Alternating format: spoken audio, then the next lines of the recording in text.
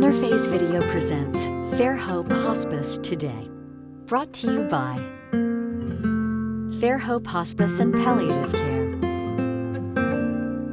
Fairfield Federal Savings and Loan, Fairfield Medical Center, the Fairfield County Board of Developmental Disabilities, Dagger Law, and the Frank E. Smith Funeral Home.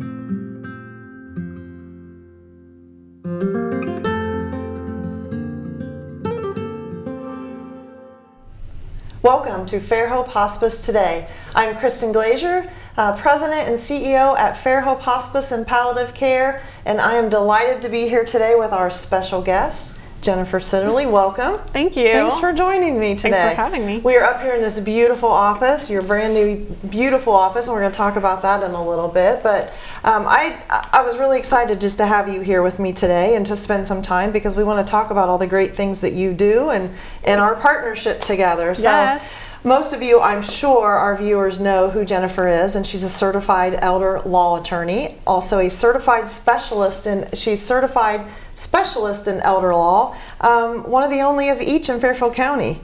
Yeah, it's like taking a second bar exam. It is. It's that. The first one is a federal, and the second one is Ohio state level. So, wow. Fortunately, I've been fortunate enough to be the only one in Fairfield County to have it right now. It's a growing area of law, so I hope it continues to grow. Absolutely, it's much needed. It's a growing demand. Yes. I guess I didn't really realize what the two of those meant, and that was going to be a lot of extra work. But there's so much involved with what you do, so it makes sense that you have to have a lot of other education and. It's you don't want to mess it up. No. No, I'm sure that's right. It is a big deal. So you want to make sure you know what you're doing. So, I was lucky enough to get in at the ground level when this became a new area of law. So here we are. How long ago has that been? How long have you been practicing here in Lancaster, and when did you actually know that elder law was going to be what you wanted to do? So I've been a licensed attorney since 2009. Okay. That was actually Washington State, and then I came back to Ohio in 2010. Took my CELA exam. 2016, I think. You have to practice at least 5 years before you can take it. And it's funny that you asked that because my family has a long history of being in law, as you may know. My grandfather and cousins and father.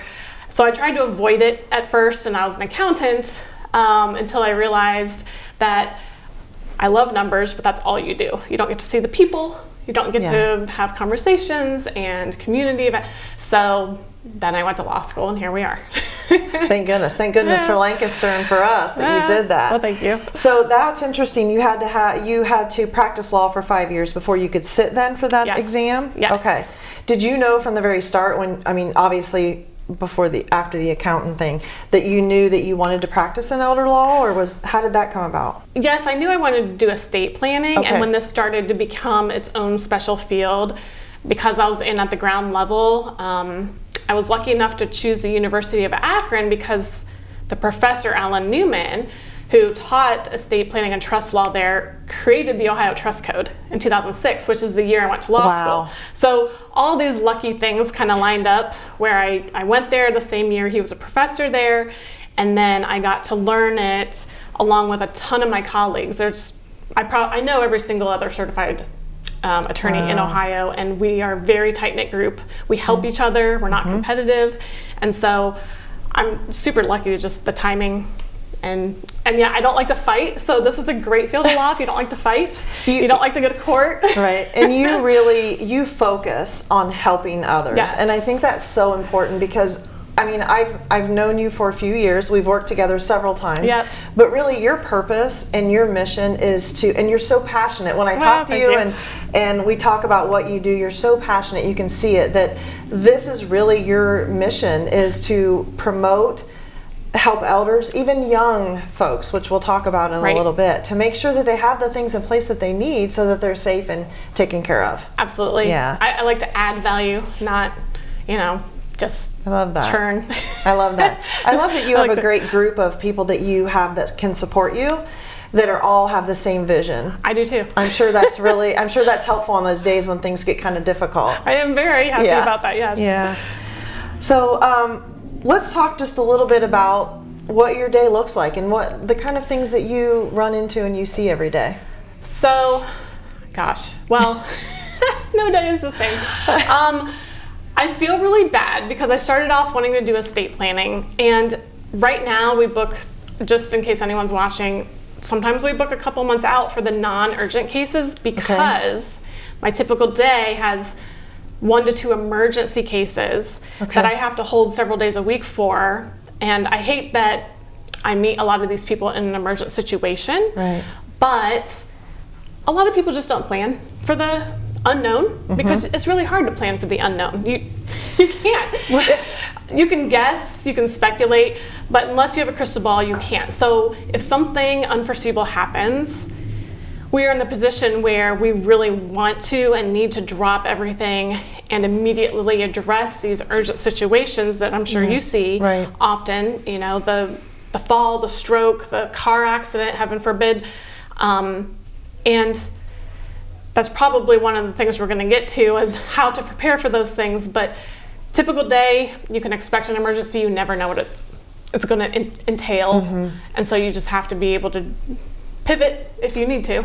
So why do you think, other than the fact that you do a really great job, I mean, do people call you for those emergent things because they know, first of all, you're willing to step in and help? Second, does it have to do with these extra certifications and the passing the board that you have, that's the focus? I like to think that they know that, but yeah, we're really just trying to get the word out and just say, hey, there are things you can do. Ohio rewards responsible behavior if you know what to do and you do it the way Ohio wants you to do. And that is part of the certification. As long as you do it the correct way and the timely way and you do it in a correct order, you are rewarded for doing the right thing, which is what makes me really happy. Right. That's, yeah, you end up seeing a lot of really probably favorable results for families. Absolutely. Yeah. Okay. So oftentimes then when you get those phone calls, are those from those urgent phone calls, are those from families that are in, or could it be hospital or other, I mean, just the courts? We have a huge, I love our network in Fairfield County, by the way. It's great because so many people know everybody. We have, if we don't know exactly who to call, we know who to call to figure out who to call. Nice. I mean, attorneys, accountants, bankers, investment advisors, hospice, that is what makes our community so valuable, to be honest, because you can get lost in the big city. I can imagine. So I like to think that that's the reason. And that is why, unfortunately, the non-urgent cases, we make them wait so that we can help. Right, those are in need immediately. Yes, exactly. It's funny that you say that when you talk about, well, the network that you have pulled together, and then you include Fairhope in that, because, you know, I think if probably some of our viewers are thinking, I don't understand why that's tied together, but we see that a lot, and we've, you know, that's what we do together. It needs to be a support system. It does. I mean, you can't, not one person can do all of it. No. Cannot. No. And I love the way that it's, it can be kind of a smooth transition from one to the other. So we oftentimes, and we've talked about this, that we see families who are in desperate need. They're coming to hospice services and they don't have anything in place. They don't have a decision maker. They don't know how are they going to pay for their funeral, what's happening. So oftentimes we have to really work hard to get those families to the right place. Right. And that's where you step in. Well, when we can, When we can. It's very helpful to everyone, which is why I sleep better. I mean, I know we'll probably get to it, but that's why we offer some community services to make sure people have that safety net. Right. Because if you don't have the option, it's really hard to help them. It is. If you do nothing else but help your loved ones help you, that is the best safety net you can have. It is. That's a good gift. Yes. Can you give your information if someone wants to reach out to you to schedule an appointment? Oh, yeah. Okay. So phone number 740-681-1765 or SitterleyLaw.com is our website, SITTERLEYLAW.com. Okay, and Fairhope Hospice information, 740-654-7077.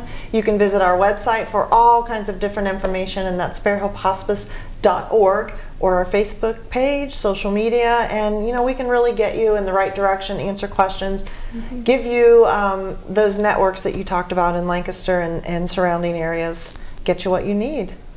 So, all right, so we had a wonderful privilege of being together last Friday, which last Friday was the Celebrate Women event. Yes. We were asked to speak together which was on elder and caregivers, really basically stress relief and how to get your affairs in order, what that looks like, what that means. We had some great questions. Yes. Yeah. Really good questions. We did. We had a room full of just a variety of people that either were caregivers or were planning to be caregivers, want to be prepared because kind of you can see that coming in the future when you have that. So we were really just fortunate to be together and kind of share a lot of good information. Yeah, it was a good tag team. It was. So again, the phone number for Fairhope Hospice is 740-654-7077. And your number one more time? 740-681-1765. Thanks for joining us, and we'll be right back.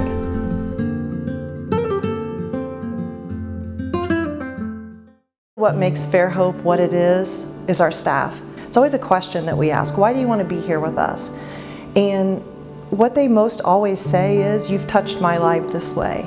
You know, you took care of this person, or I've seen what you've done and I want to do that. And so the staff that have been here know what it takes. They've been on the other side. They see what it takes to make someone comfortable, to make the family comfortable, and really what kind of support they need. And so I think that's what really makes Fairhope what it is. Where can I find advanced heart care? When you choose Fairfield Medical Center for your heart care, you'll find confidence in our expertise and peace of mind in our compassion. Your health is important, and our heart and vascular experts specialize in the latest technology and treatments to keep you feeling your best. Whatever you're searching for, you can find it at Fairfield Medical Center. You walked down the aisle and promised happily ever after. Sometimes happily ever after means ending a relationship. We know the conversations are not easy. Deciding what's best for you, your children, and your next steps takes work and communication.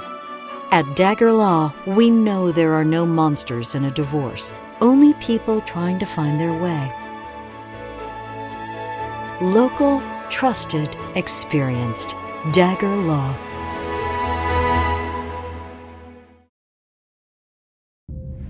You quit smoking and thought, that's that. But here's the thing about lung cancer. By the time you see the symptoms, it could be too late. But now, there's a new scan that can detect lung cancer early, when it's more curable. If you smoked, get scanned. Talk to your doctor or learn more at savedbythescan.org.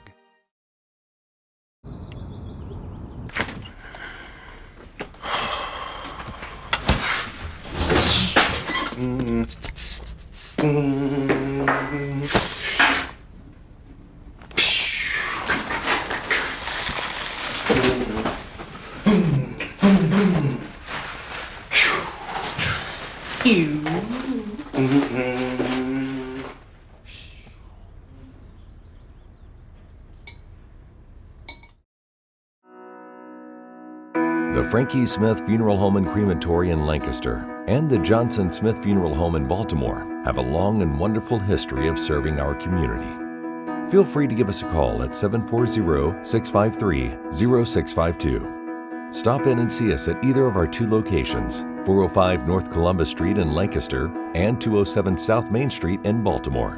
Respect for tradition, regard for change. It is so important for families to feel comfortable and safe when they call, because oftentimes that first phone call, even picking up the phone physically and just dialing that number, is very hard. You're asking for something that is a very difficult and private decision, and so we want everyone to feel comfortable and safe that you pick up that phone, you make that phone call, and let us just guide you and lead you where you want. And then you can make an informed decision about what's best for you and your family.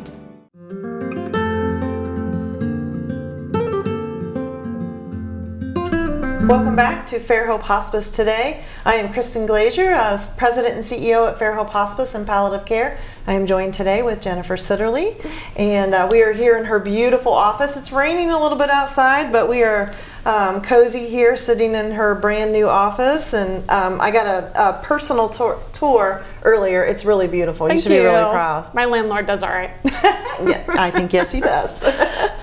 Well, if you were with us for the last segment, we were really just talking about Jennifer's passion and really what she gives back to Fairfield County and surrounding areas, and she's built her home here, her business here, and we're really thankful for that. She's a great partner with a lot of people in this community. Fairhope's very thankful for her and just the knowledge that she gives. She's, you're just always really willing to just get out there in the community and share what you do. And I know I said this earlier, but I'm always intrigued by how passionate you are. Like just hearing you talk about it, you're so excited. You just want to tell so much. So we're going to talk a little bit about what's important and where to start and just why we really need to get these things done. So we talk about pre-planning, and pre-planning really is making sure that you have what you need in place before you need it. There's nothing worse than having a crisis or an emergency and you don't have what you need. Agreed. It's hard to focus. You can't focus on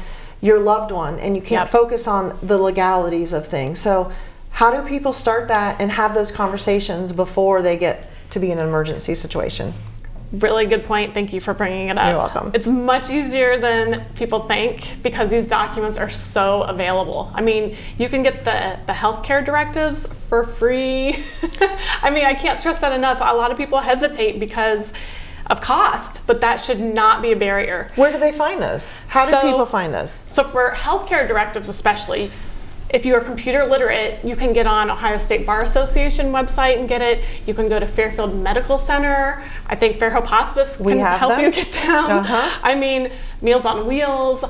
You can find the healthcare directives anywhere, and it's literally just putting your name and birthday on these documents and naming the people you trust to help you if and only if you can't make a decision for yourself because you're incapacitated in some way. That's very important. A lot of people get hung up on the fact and they'll say, I don't want anybody making decisions for me, but we need to reassure the community that those only start to come into effect when you can't make those decisions. Exactly. And when you talk about healthcare directives, I have a social work background, so I'm really familiar with that. But what about for our viewers that say, well, what do you mean by healthcare? What does that mean? Okay, so yes, so those are non-financial decisions that have to do with the person, like if there is a car accident and you are rushed to a hospital, do we get second opinions? Can we sign waivers, releases? Arrange for discharging somebody, figuring out which facility to take them to, making any medical decisions that you are unable to make for yourself. Only if you can't. If you are competent and able to make those, you are still able to do so. It's only if you cannot. Okay. So let's say there's been an accident, I'm in a facility, and I have somebody who's appointed to make my healthcare decisions, but I have bills to pay. And I can't really make a decision. I can't write a check. What happens? What do I need? So that is called, in Ohio, sometimes it's a durable power of attorney, but it's a financial power of attorney. Okay. Works the same way as a healthcare directive, and it says, if or only if I'm unable to manage my financial affairs for whatever reason, these are the people I trust to help me. And you put their name on there, you sign it with a notary or 2 witnesses in Ohio. And it can be presented if and when necessary to help you. And we talked a little bit about the difference between a notary and having the witnesses. So if you bank anywhere, you can go to your bank and say, I would like for you to notarize this. Okay. And I think Fairfield Medical Center also will help with notarization. They have, I don't know if it's a week long, once a year they'll do it. I don't know if Fairhope has that, but we've started offering it once a month for free to low-income seniors, veterans, and anyone with disabilities. We actually even come to you, so there's no excuse. Right. But yeah, those documents, you don't have to present them or file them anywhere. Okay. You can just keep them safe as long as your loved ones know where to find them if needed. Okay, and then those witnesses that can sign instead of the notaries, can it be someone who's related to you? So it's best if it's an unrelated adult over the age of 18. Okay. Plus, it shouldn't be the person you're naming in the document, because then they have a conflict of interest. It's really best if you go to your bank and they do it for free, awesome, because they're not probably going to be related to you or named in the document. Attorneys will do it. FMC will do it. Okay, going to the bank sounds like almost the most, kind of the cleanest way to do that. If you're able to do so, yes. Yeah. Okay. So when you talked about you don't need to file those anywhere, when I think about Fairhope and we think about being a social worker, and I tell my parents, here are these forms that are really important. You need to keep them. You need to make sure that you've given them to that person that's going to make the decision. Right. But you also need to maybe go ahead and give them to your doctor. Maybe go ahead and drop them off at Fairfield Medical Center. Sure. We always used to tell them, put it in your glove box, so that if there's something. So there's lots of things. You just need to get the word out, and who you've appointed, obviously, speak to that person. Right. Yeah. They need to know where to find it and how to use it if they need to. Okay. So a little bit more, can you talk just a little bit more about anything that may be more in depth with, like a healthcare power of attorney or financial? So in depth, I mean, high level.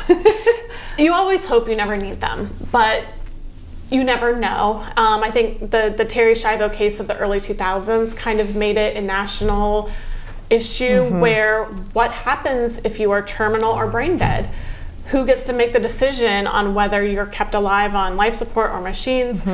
Do you want someone to make that decision, or do you want to make it for yourself so that your family members don't have that burden of that decision? And that's what's called a living will. It's included in Ohio's advanced healthcare directives. Okay. It's technically a separate document from a healthcare power of attorney, but you can find them together. And so you usually have the decision of, do we appoint our loved one to make that decision, or do I make that decision for myself in advance?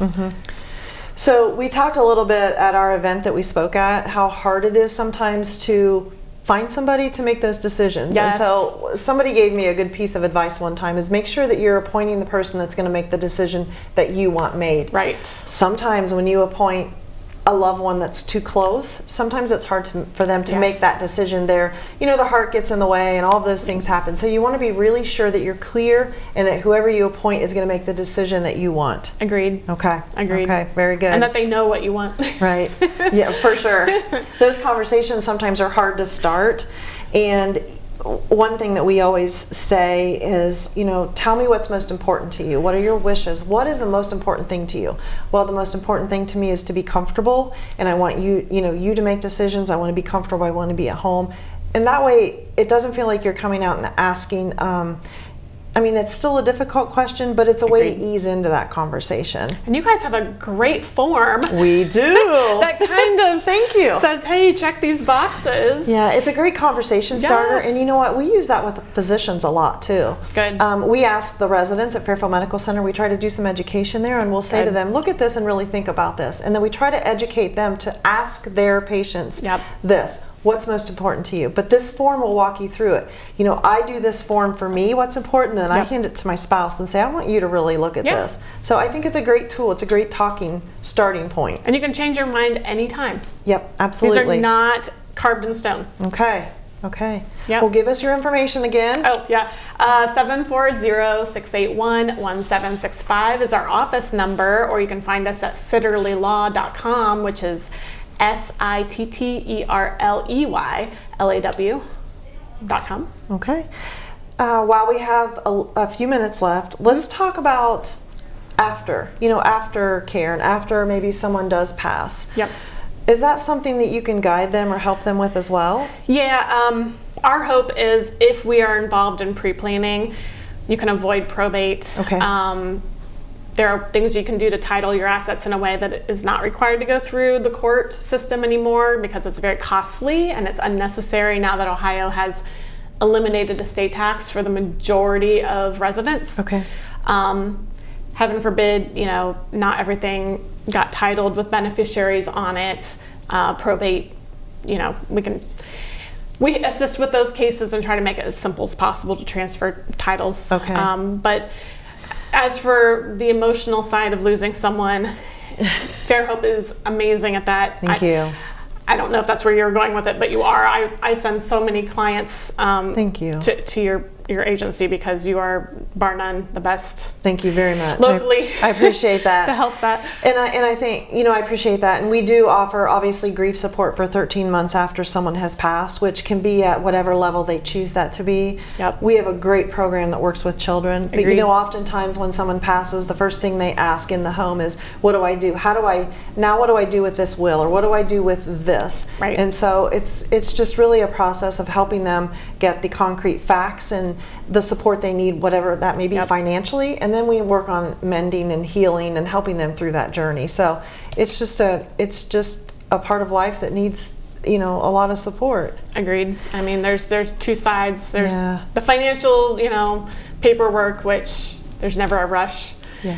I know people think there's a rush. They'll call us the next day, and I'm like, take the time to be with your loved ones right now. That's a good point. Yes. Okay. And that's probably more your focus. But we even have people in our firm that have used Fairhope and cannot speak. They speak very highly recommend. Thank you. Thanks for trusting us. Of course. Let's talk about something special, the plan van. Oh, yeah. All right. So we're getting the plan van going again. Okay. We started that 2 years ago with a CDBG grant from the City of Lancaster, which, thank you, City of Lancaster. They helped pay for half of the cost of this van, which was launched to make sure that we could eliminate any and all barriers to this pre-planning.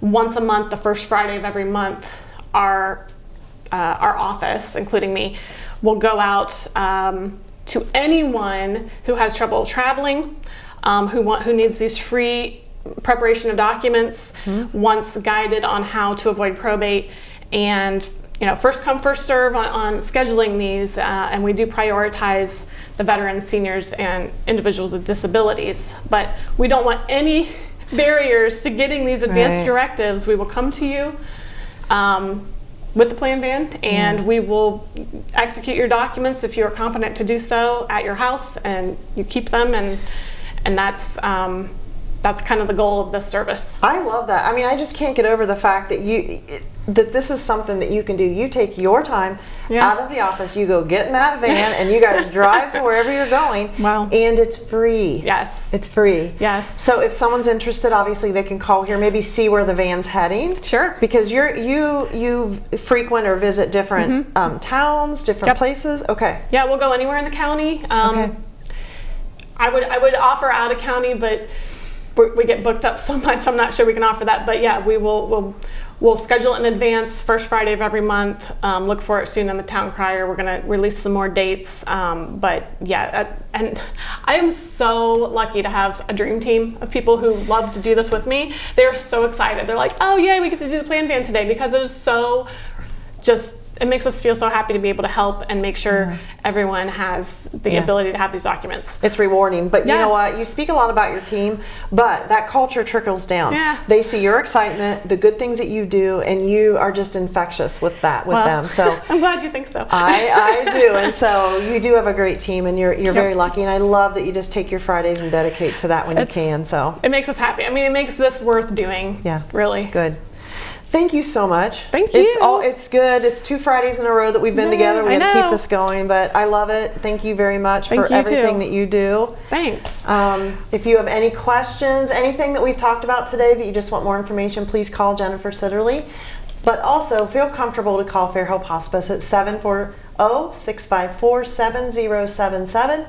Our website is fairhopehospice.org. You can go on there, click on there. There's some great tabs that will talk to you about everything that we offer, anywhere from making donations, how to make a referral, how to just talk to somebody about what you need, but also our great grief support. There's tips, there's contact information, so please feel free to reach out to us. We're glad to be here, and thank you again for having us today. Thank you. Interface Video presents Fairhope Hospice Today, brought to you by Fairhope Hospice and Palliative Care,